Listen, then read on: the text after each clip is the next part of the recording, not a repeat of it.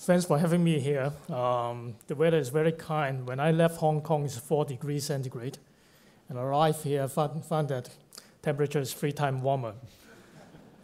Talking about Asia, emerging Asia, living in Hong Kong, we always have a mistake.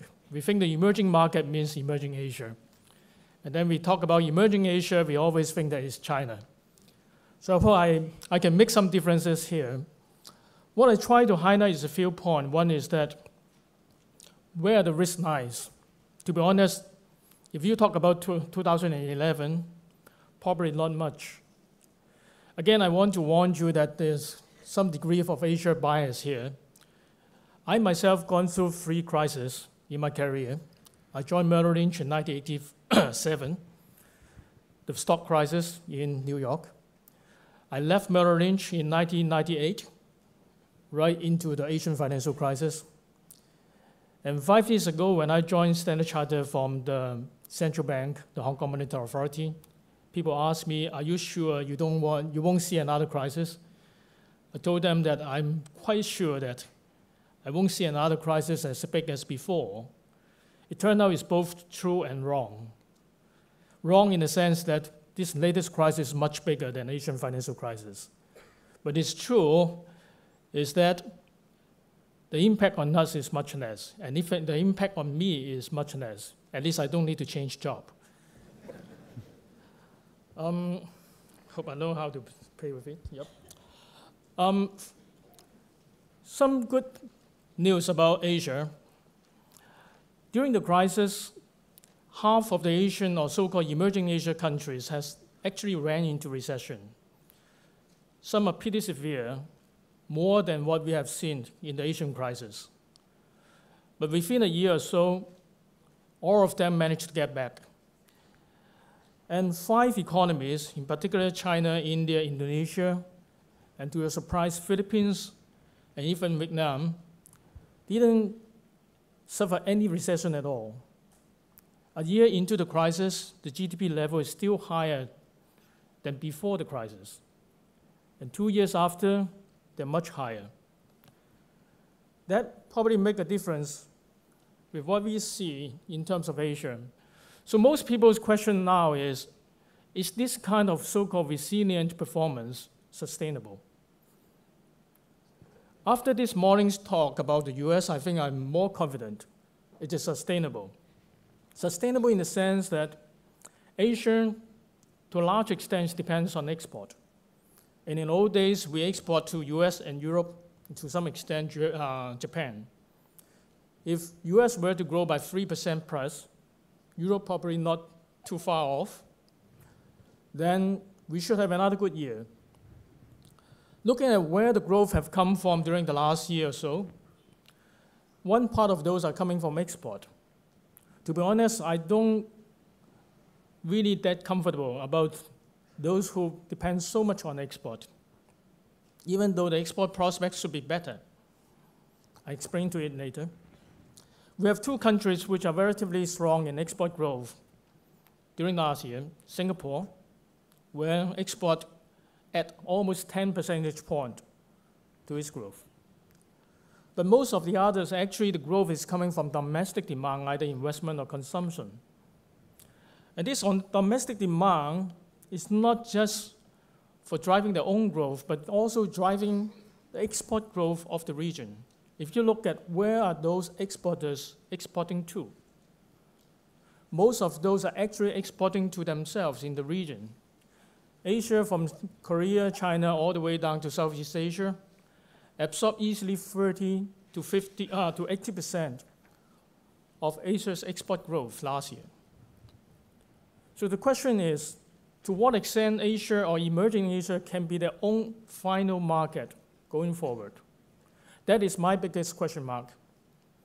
I hope we are, but probably not in the near future. Out of the crisis, there's a lot of stimulus, fiscal, monetary, and trade. And that helps to rank up some of the domestic demand or the regional demand, which turn around into some sort of export demand for the others in the region. Like America, like Europe, our stimulus is fading. either willingly or unwillingly. So this kind of temporary stimulus is going to fade. But in the longer run, for those who believe in emerging market taking a bigger and bigger role, I think we are right to expect Asia's export will get more and more into the region. The bigger concern actually is not so much of whether we can sustain growth, but the problem now is that we have too much growth. And come with it is the problem of inflation. Inflation, there's two aspects of inflation in Asia. One is general price inflation, what we call CPI inflation, consumer price inflation. The other part is asset inflation. There's another interesting concept we have to bear in mind. What in America or here we call as core inflation, which means that you take away food and fuel or energy, because those elements are relatively volatile. What is core here actually is non-core in Asia. The reason is simple. If you look at this chart, food and energy account for 30 to 60% of Asia's consumption basket.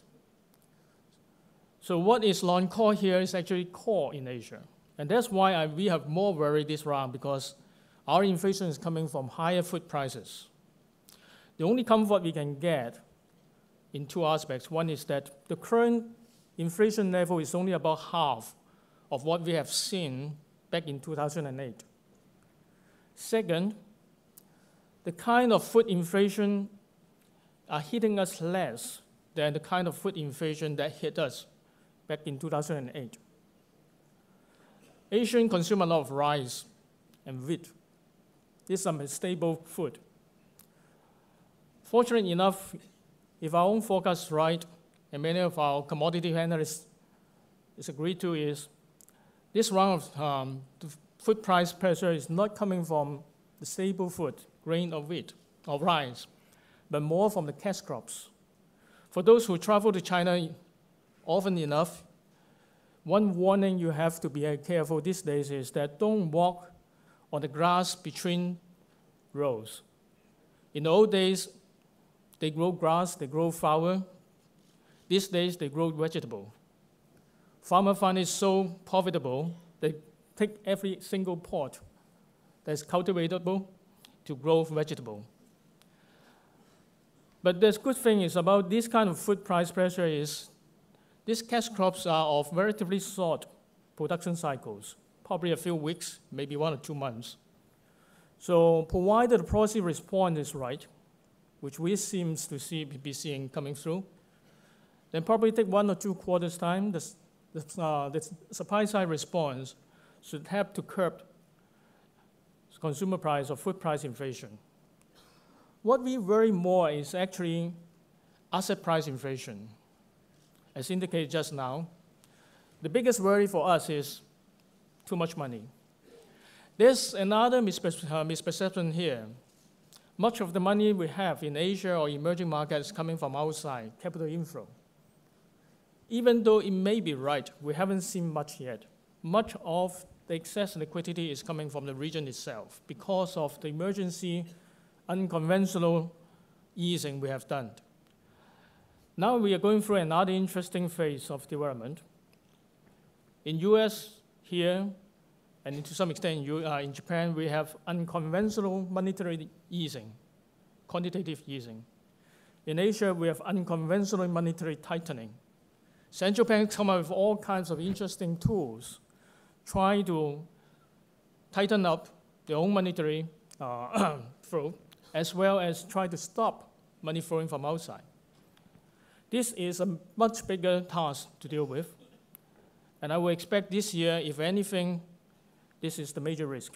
Higher interest rate, strange actions from the central bank, either by talking or doing, and particularly in bringing the foreigners by imposing some sort of capital control. The last thing I want to touch on is much longer term, but it may hit the news more often, is the Chinese effort to make the currency a reserve currency. It may not have direct impact on you, even though those who are trading with China, occasionally you may hear either your bankers, probably from Standard Chartered, or some others, to tell you that you may consider using the Chinese currency to settle your trade.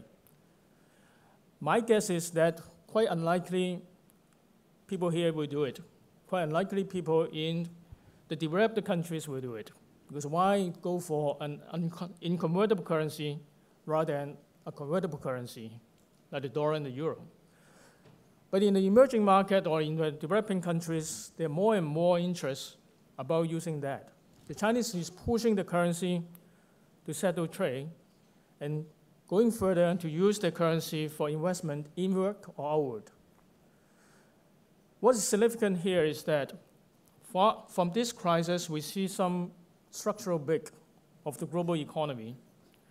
On one side is the emerging market, probably led by some major emerging countries like China, India, Brazil, who will take a bigger and bigger role in the world economy, both in trade and investment.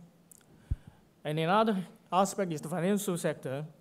We'll see probably more and more different kind of currency, and probably here Chinese is taking a lead to play a bigger role in the international monetary system. I'll stop here, and I understand there's a lot of questions to be followed, and many more experts to talk about different regions. Thank you very much.